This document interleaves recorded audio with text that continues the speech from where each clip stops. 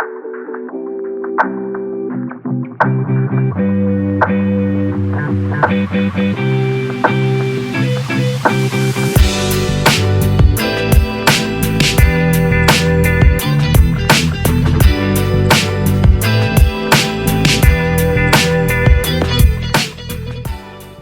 AJ. I'm Sunny. I'm Randy, and this is Bourbon Whiny True Crime. Hello, ladies. Hi. Oh, hey. I know Sunny, you're the only one that's drinking something kind of fun. I am drinking nothing fun. There is nothing fun about what I'm drinking. It doesn't even have sugar. It's a Coke Zero. I'm not even going to show the screen. It's so stupid. So boring. You're kicked off. You are the weakest link. This isn't soda true crime. We haven't had We'll bourbon in forever. I know, but I like bourbon. I like Angel's Envy. Oh, that was a good time. Randy, what you got? I got some water with my collagen supplements and Gatorade. So nice. You guys are so responsible and adults. As I text my husband, when you get home, bring me my glass of wine. I did take my collagen though, and my bone and tissue multivitamins because I'm much older. So yeah, I did do that already though. I don't know about much older. Not much older, just over 40. Look at it's my favorite glass. It's my glass tardigrade. Oh, it's your tardigrade glass. Yes. I love it. And I am drinking non-alcoholic free red blend. So beautiful. Sober October. We're still going. Still going strong. That's great. Anybody out there doing Sober October, we applaud you. Yes. If you've had a few missteps, that's okay. Just get back on the saddle. That's okay too. 50% of the time, it works every time. That's right. That's awesome.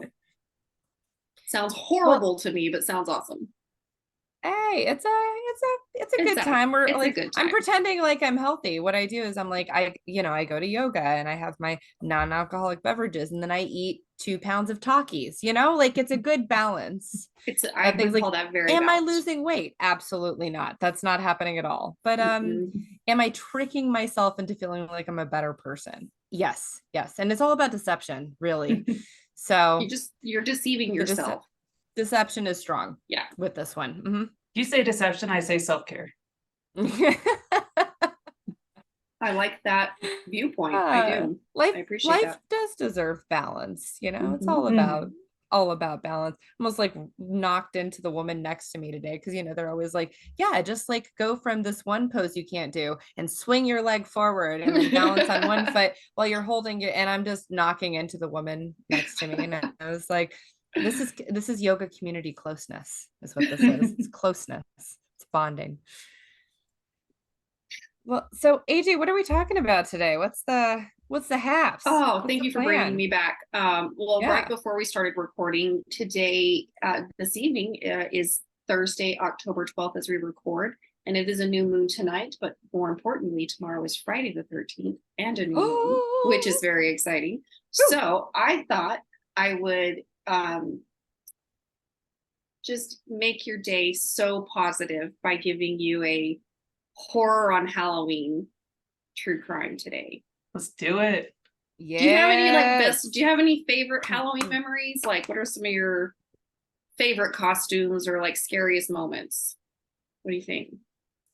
We had a for real scare at the Halloween party that I had here last year. So the way the house is like, if you're on the bottom level, you have to go up. It's a split level, right? So you walk in, there's the entry, you go down to the den, and you go up to the living room. And as I'm sure you guys know, my house is always freezing. So everyone kind of congregated downstairs because that's where the fireplace was and it was warmer. One of the girls that was there, she had her like 4-year-old stepdaughter that was there, and she's running around. And we also had a TV that was playing upstairs, and it was playing Paranormal Activity 4, the one with the 2 little girls. That's good for toddlers, I heard. Yeah. So all of a sudden we hear this like follow us for more parenting tips. Yes. Yeah. Don't follow me for that. Parenting and true crime. That's going to be our new. But Anyway, so all okay. of a sudden we hear a child like shrieking, and everyone just stops and like runs upstairs, and we're like, where's the little baby at? Not baby, like where's the little girl at? And figured out after like a couple seconds of us like, this child just died. It was the movie. The mom happened to be in the bathroom changing her diaper, and that's why we couldn't find her right away. Oh my God. But it was one of those things where it's like, but and then it was everybody was okay. So now it's like kind of a funny story. That's funny. Not funny in that particular moment, but pretty funny. Yeah. I think like the freakiest occurrence around then was Kristen was having an art show in downtown at one of the, historic buildings. And I still don't know how this happened. And they said this has never happened before, but we're there. It's like we're all in costume just because that's, it was Halloween when they were having this show. And all of a sudden, a bat just appeared out of nowhere and just was swooping through the building. What? Just going through. There was no, I've never seen this happen. So this bat is just going through, and then someone opens the door and it just flies out again. So it just felt very spooky. The fact that this has never happened, it happened on Halloween night. It was wild. It was wild. Crazy. So it was Dracula, I think. That I assume. Accurate. We're going with that. Mm-hmm. Very good. I don't have any like scary Halloween stories except for when I was like a teeny tiny girl and everything scared me. So I don't think those qualify. But I did pull off one of the most badass pranks on two of my cousins. I convinced my younger cousin, who was in middle school at the time, that his older sister had been kidnapped off the side of the highway up in the mountains, like in the dead of winter in January. And we like sent people out at like 1 a.m. to go look for her. And only the parents were in on the joke, so none of the kids were. Okay. So I actually pranked an entire group of teenagers, but it was specifically focused on. Finished up the prank, and like he was like sobbing and crying and like, "Where's my sister?" Just like he was. The parents were in on it. It got out of hand a little bit, and so then his older sister comes back and like taps him on the shoulder, and he turns around, and he just like sobbed uncontrollably, like dropped to his knees and grabbed her around her waist. It was like, I thought you had been kidnapped, and then he figures out what has happened. Then he puts it all together, and he knew he like turned around and was like, "It's you." So that was one of my best pranks I've ever pulled. Did it come back to me? Yes, it did. I mean, tenfold it came back to me. Okay. Your mom would dress up as La Llorona and go walk around a high school, elementary school. So I'm not surprised that your mind would go. I forgot about that. Yes, she did.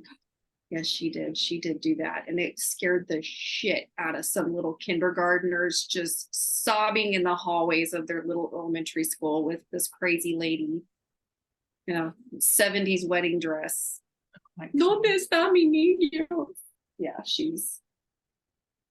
I love my mom. That is where I get it genetically, I think. But that was the best prank. And you're going to see how pranks it's going to pop up again in our story today. Some pranks going on. That was a nice segue. Thanks. All right. We'll get to it. Right. Today we're going to talk about the Liskey family. The Liskey family lived in Oak Harbor, Ohio, and we're going to go back to Halloween 2010. Halloween 2010. So not too far long ago. Yeah, it was last year. Happier times pre-pandemic. The good old days. The good old days. Trump. Anyway, so this family, the Liskey family, are living in Oak Harbor, Ohio. Wife Susan, aka Sue, was 46 and husband Bill was 53.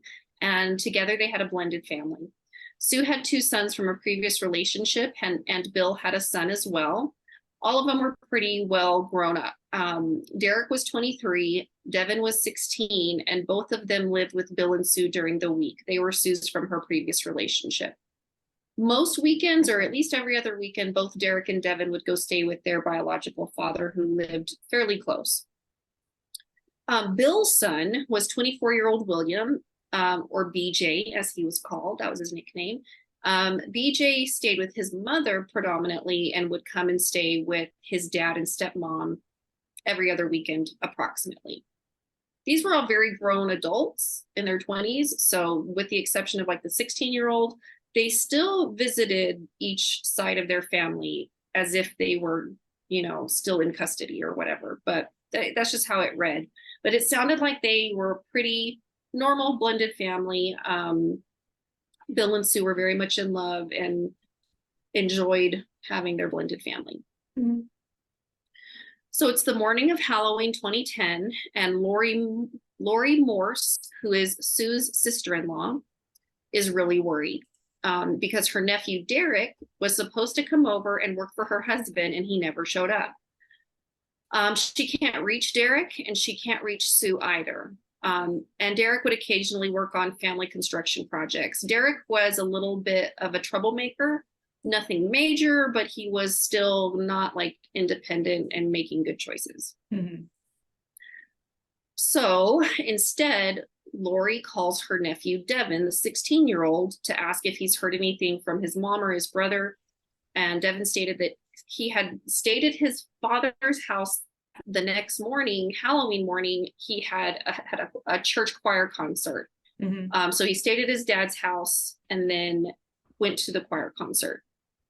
When he completed the concert at 11 a.m., he came back home to his mother's house and went straight to his bedroom and started playing video games. I mean, he's 16 years old. Shocking. That's per usual. Pretty normal behavior. Per usual.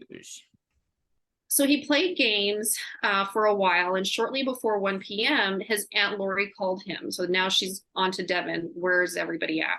She says that she'd been trying to get a hold of his mom and not getting any response. So Devon gets a little nervous and a little scared and thought that he should go check the bedroom. So he hangs up with his Aunt Lori, goes and checks the bedroom, and then immediately calls her back saying, there's blood, I see blood, and call 911. So his Aunt Lori goes directly to their house. It doesn't sound like they lived very far.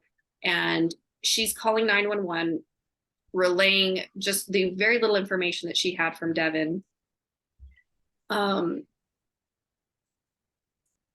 When she arrives to the house, she could see that Devon was standing outside, like under a tree, and was like visibly shaking and upset and like couldn't stand still. It was just like pacing, and was very clearly distraught. So while on the phone with 911, Lori relays what Devon tells her, and she goes in the house at this point. She goes directly to her sister-in-law's room. Okay, so I think Lori is Bill's sister. Mm-hmm. So, but she's been trying to reach Sue all morning, but I believe she is Bill's sister. Okay. So she walks into their bedroom and describes what can only be visualized as something out of a horror movie. So Bill is in the bed and he's dead. There's blood everywhere. And she looks at both Bill and Sue and realizes they're both deceased, and immediately like clears the room. She knows that they've both been brutally murdered. The police get there. Lori and Devon are outside, and when deputies go into the home, because they don't know if there's a threat still there, mm-hmm. or if, because there's still another brother, they don't know what's happening. So they go in to clear the home. But when they clear the house, they are continuing to be shocked by what they find. So one of the first responders goes upstairs to another bedroom, and the door was locked. So they had to force the door open, and they found another young man lying in the bed with a gaping blunt force trauma wound to his head. Who's this guy? This is the older brother, Derek. Got it. Okay. And he was also clearly, obviously dead. Quote, "This was probably the most disturbing murder scene I'd seen over the course of my career.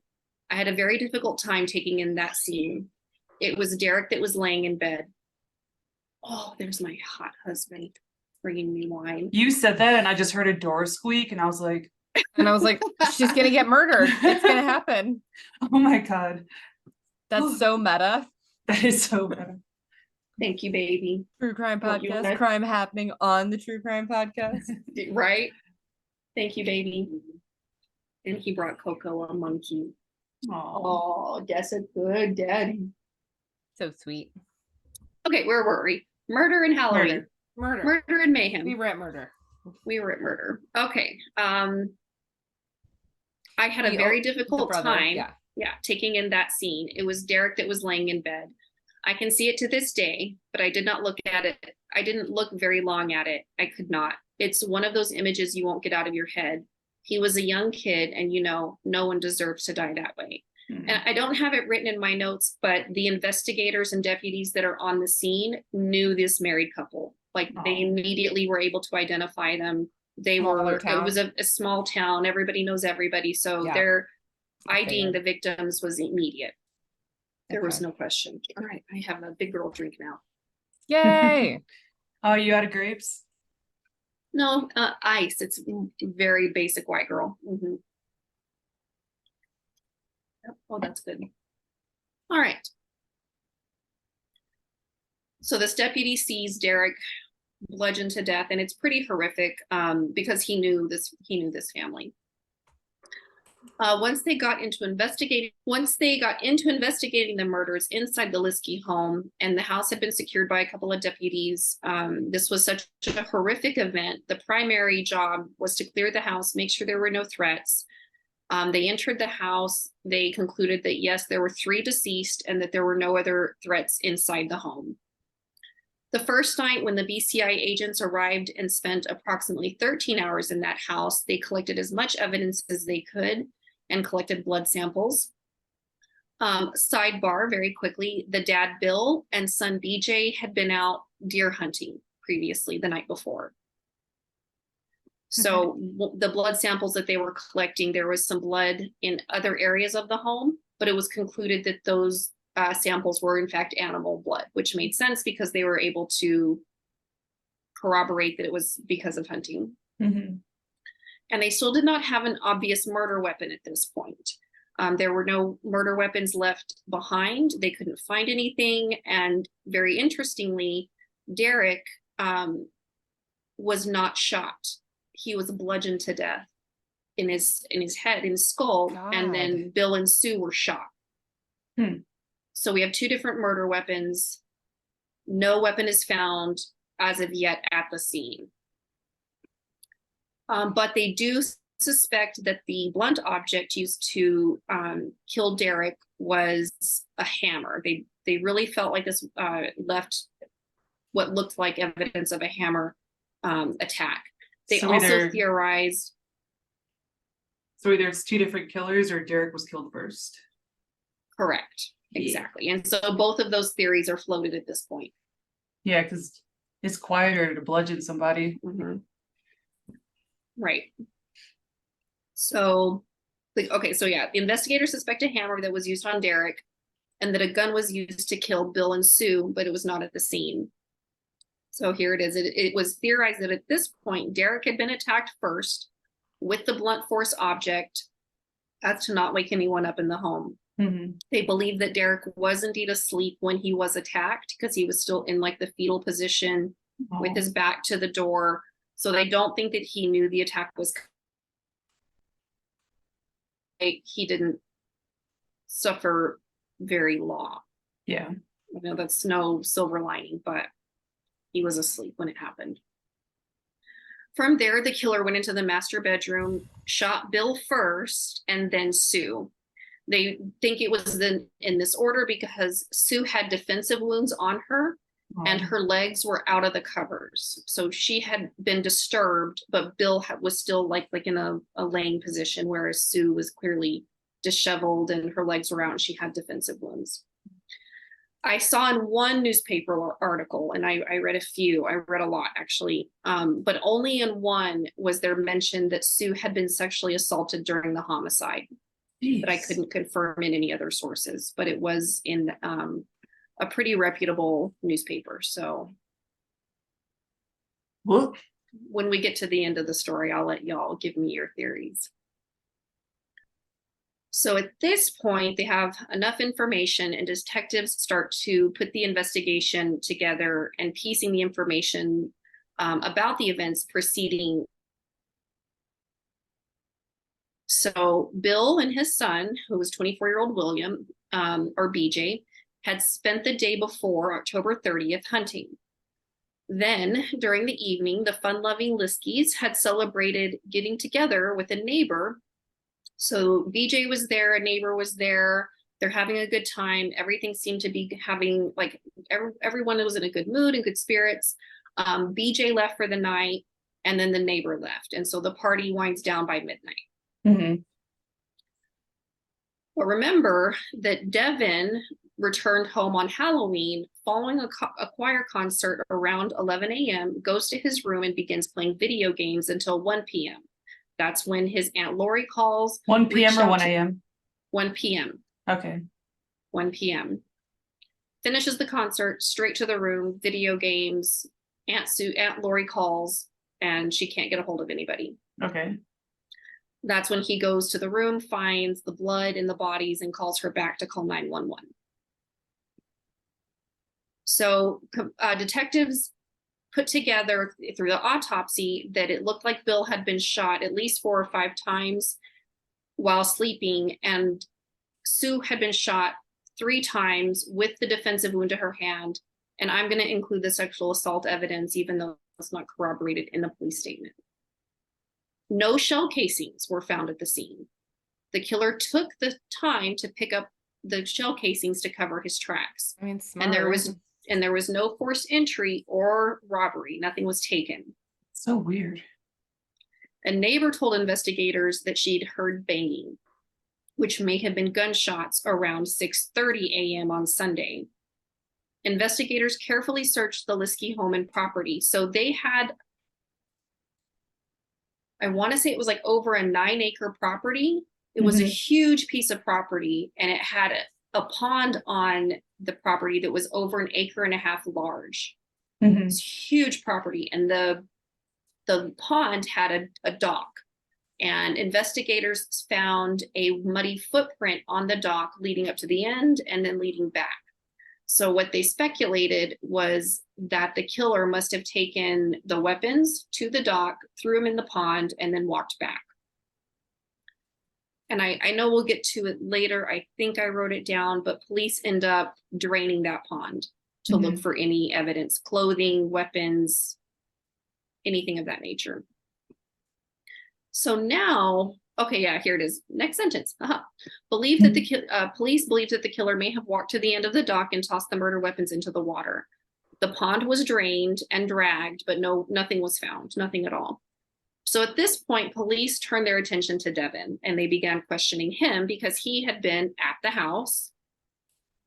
Why did he not think to check anywhere? Why, being so quiet, did he not go look for his mom? Like, I mean, like you said, though, he's 16. I could picture him just walking in like, I'm back, I'll be in my room. Exactly, and close the door, and that's it. That's all they're very, very selfish little poop heads at that age, to be expected. Ask me how I know. No. So they begin to put their focus on Devon, because at this point they just have to look at Devon and either rule him in or rule him out. Right. Yeah. So he restated that he had come home after being at his dad's, but then he says something that takes the investigators a little bit by surprise. He says that he had to go home before the choir concert and get his choir gear before heading back to the church. So he had to go back to his mother's home, retrieve his uniform, and go back. Once he finished the choir concert, he goes back home, goes straight to his room, plays video games till 1 p.m. Okay. And then he drops another bombshell. He says that when he got there first thing in the morning to go get his choir clothes, he said that there had been another person at the Liskey home when he was there, just to grab his clothes. So he said that when he got there to the house, that he saw his stepbrother BJ in the driveway loading stuff into the back of their dad's white pickup truck. So BJ's father, Devon's stepdad, but Devon still was like, yeah, that's my dad. But he was loading stuff into his dad's white Ford pickup truck. Devon asked him, hey, what are you doing? And he's like, oh, I'm just loading some stuff. What are you doing? And he's like, I'm just getting my choir gear. And he's like, okay, see you later. And that's it. Goes on to his choir concert, comes home. This is what he tells police. Devon would also tell police that BJ did tell him that he would be back shortly, and that he said that the encounter with his stepbrother was a little bit odd in nature, because BJ was a very quiet kid, kept mostly to himself. He didn't really interact with his stepbrothers a whole lot. So it's becoming clear to detectives that this like very nice blended family may not have like that been as nice as they thought. Right, was not as picture perfect as it looked. Mm-hmm. So now police start concentrating their efforts on locating BJ, who is now in a stolen pickup truck, and we need to know his whereabouts. Is he a victim? Is he injured? Did he see something? Mm-hmm. Clearly he was there that morning. They have questions. So they find out while they're investigating BJ that the relationship with his stepmom, Susan, was alarmingly strained. And it had been since the time that Bill and Sue got married. Yeah. Witnesses told officials that there was a long simmering tension between the two ever since she had married his father. And over time, the arguments turned physical. Oh, jeez. BJ and Susan had some altercations, and she had been accosted by him on several times, and they did not get along whatsoever. He even attempted to attack Sue when she was in the shower at one point. Was he still living at the house? Like, attack in what way? There was no details because there was nothing charged. It just said that she had been attacked while in the shower, which means she was naked. Right. He came into a naked place, a personal space, without consent. Like, that's why you left in the sexual assault, even though it was only reported the once. I'm imagining that a guy that like has a katana on his wall that he likes to show to people a lot, and like could just go in, like, I don't know. Yes. Was he still living at the house, BJ? He wasn't, and I'm so glad you asked that. He was actually living in a halfway house for troubled kids. And he was 24, so he wasn't a kid, but he was definitely a troubled person. He was troubled, and for quite some time, he had quite obviously been dealing with some mental illness. He had a history of turning combative and violent, and drinking alcohol would exacerbate these behaviors. And it had gotten so out of hand that he was no longer allowed to live in his father's house. So that he was kicked out of the house. He blamed his stepmom. He was living in this like halfway house where he was angry and not well. So at this point, they know they're in trouble, and the hunt for BJ has now turned into a full-on manhunt. They knew that he was armed and that he was violent, and that he was in his dad's white pickup truck. Police eventually tracked BJ down to a family cabin in Carroll County. So there was a family cabin. It wasn't terribly, it was a couple hours away from the family farm, like 3 to 4 hours away was this kind of off the grid cabin. Mm-hmm. And people all over this county, police officers and responders were trying to find BJ. And one of the first responders, this police officer, is going down the highway, spots a white pickup truck, pulls up to it, confirms the license plate, walks up to the cabin, knows that BJ, that's the truck that he's looking for, calls in for backup. And when backup arrives, BJ comes out like disheveled, like got a cell phone in his hand. Looking like he just went through a middle school breakup. Yeah, exactly. So police surround him. He comes out, and police ask him, how long have you been at this cabin? And he says, about 3 hours. But from that point on, he says not another word. Interesting. 0 words. Like just doesn't respond to anybody's anything. They Miranda him, but he says 0 things. Weird. So while they're searching the cabin and the truck, critical evidence was indeed recovered, including a lot of blood evidence and a .22 caliber rifle that were found in the white pickup truck. Investigators searching the Liskey home also found a bloody hammer that had been shoved behind a closet in the living room area. There was like a kind of a secret trap door, and you open the door and there's a safe, and behind the safe was a hammer. So no one else is really going to know that very specific spot unless you're in the family. AJ, I am disappointed that we never get any like really cool clue type weapons. Like, where's the candlestick? When are we gonna get a candlestick? Right? Like, why a wrench? Yeah, that would be good. It's always poison. She's frozen. Am I frozen? You're not frozen. Sunny's frozen. Sunny looks like she's about to sneeze. I know.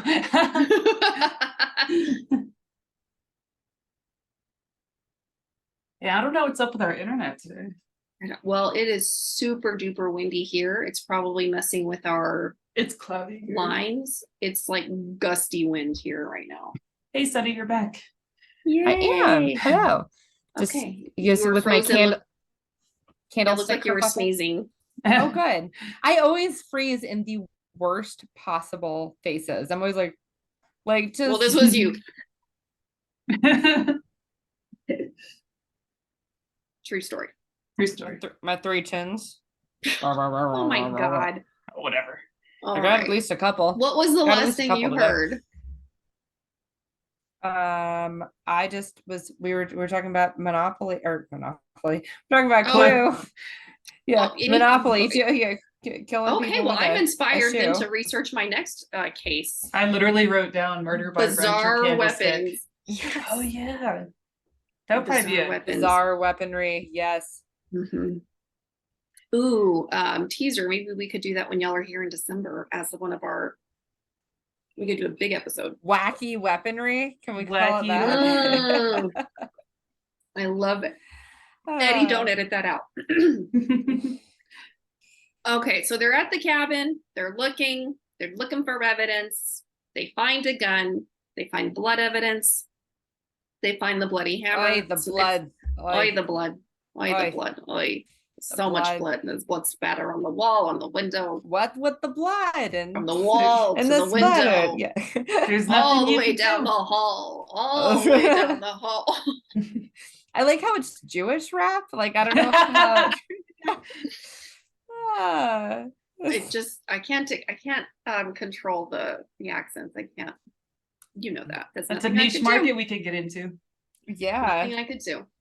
We're available for bar and bat mitzvahs.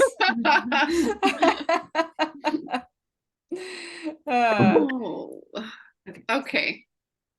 Anyway, so they find the hammer, lots of evidence. They're able to tie all of that blood evidence directly to BJ Liskey, and he was eventually charged with murder. Evidence confirmed that DNA from BJ's father, stepmother, and stepbrother were on his clothing. While being held waiting for trial, BJ pleads not guilty to murder. And he's in jail for a long time waiting for that trial. And all this time he would communicate with his mother. On the phone, on one conversation, his mother reads a newspaper article to him accounting the brutal murders and just begging him and asking him, how could you do this? Like, how could this be you? And he just says, I wasn't in my right mind. And then all of a sudden goes, Mom, I can't talk about this anymore. Immediately after that call, BJ changed his plea to guilty. He received 3 life sentences without parole. I wonder why he wasn't living with his mom. He's like living in a halfway house because he keeps assaulting his stepmom. The only time I saw anything in reference to his mother were those phone calls. That was the only reference I saw.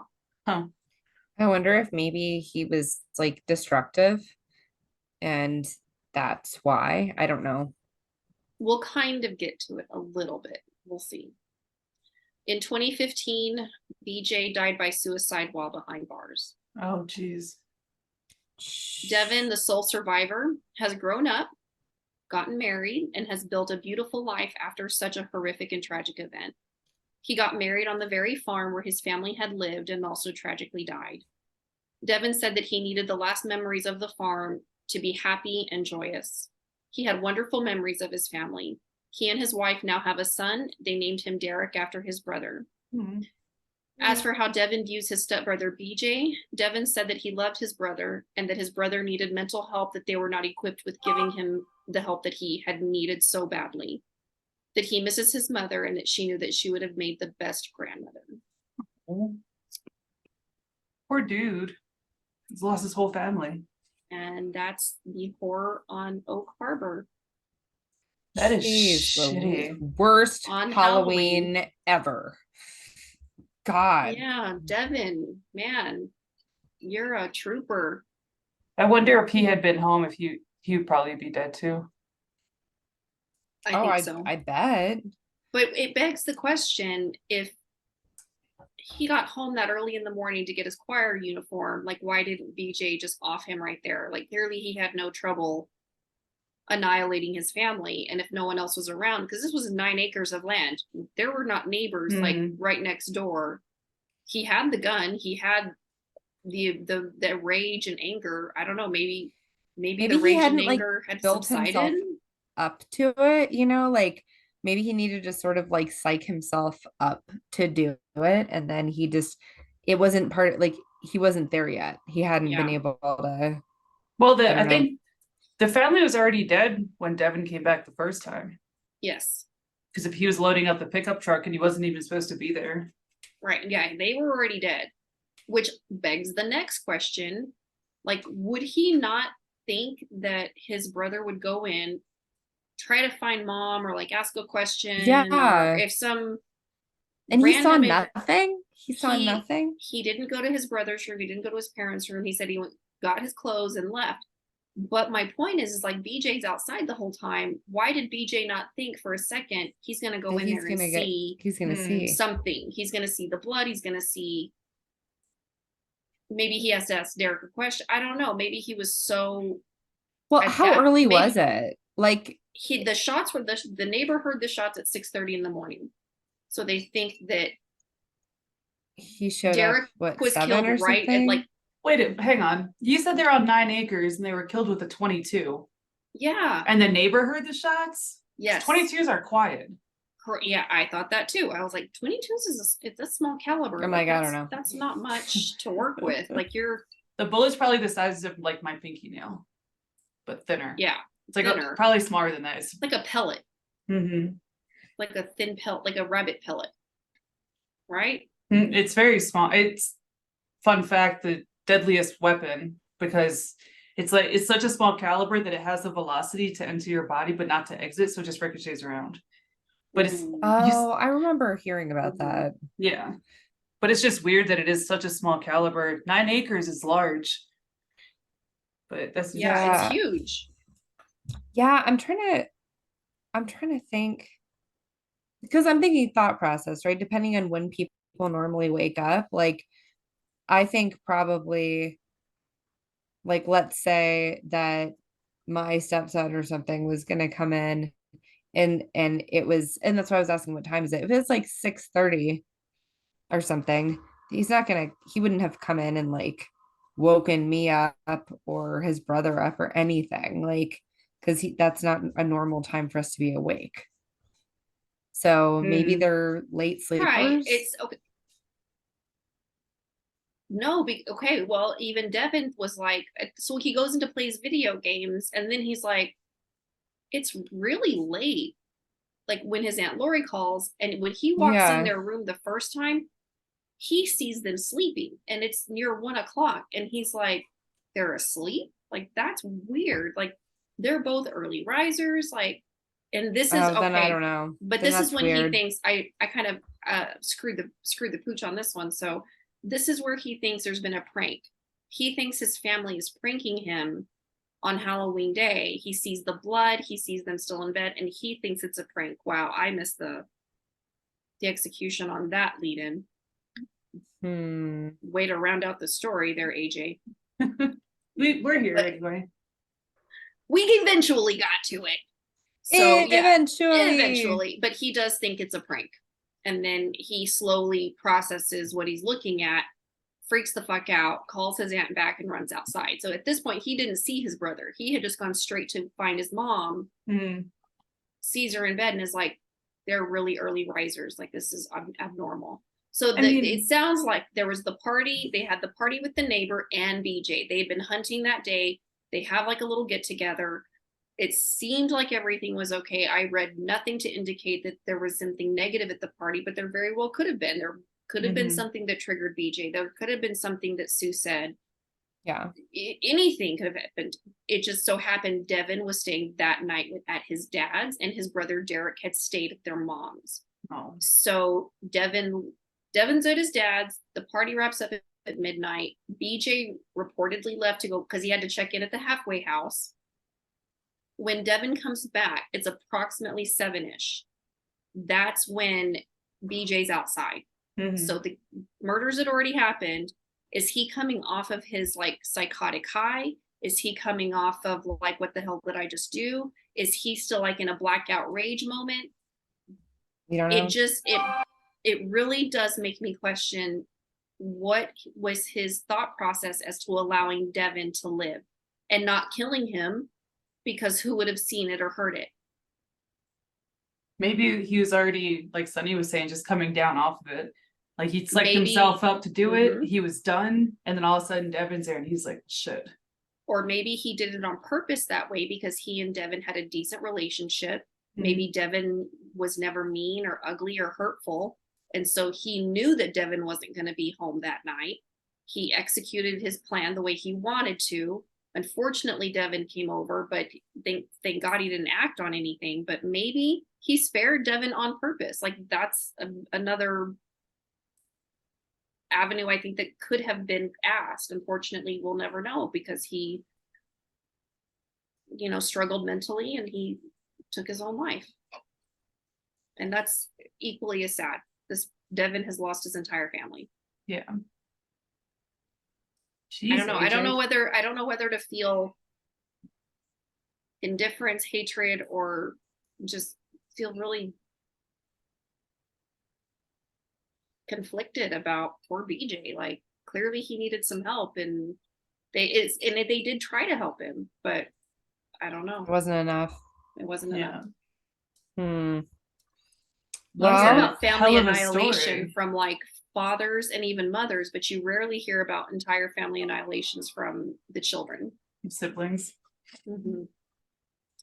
So happy Halloween, happy Friday the 13th, happy spooky season. Thanks. I hate it. Yeah, I should have requested no home invasion stories because Eddie's going out of town tomorrow for the weekend. And it's Friday the 13th, and it's a new moon. It's okay. I have lots of guns and 2 big dogs. Good. Oh my gosh. Lock every door, lock every window. Oh yeah. I might be sleeping with the bedroom door locked. Well, thank you, and enjoy everyone enjoy the new moon and spooky season. Stay away from ladders, and I don't know. Keep salt with you. I don't know what happens on the Friday the 13th. I don't know.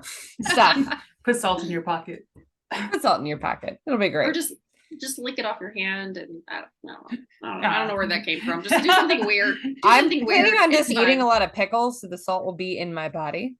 Ooh, we're gonna make homemade pasta tonight for the first time. I'm very excited. So, oh, that is so much fun.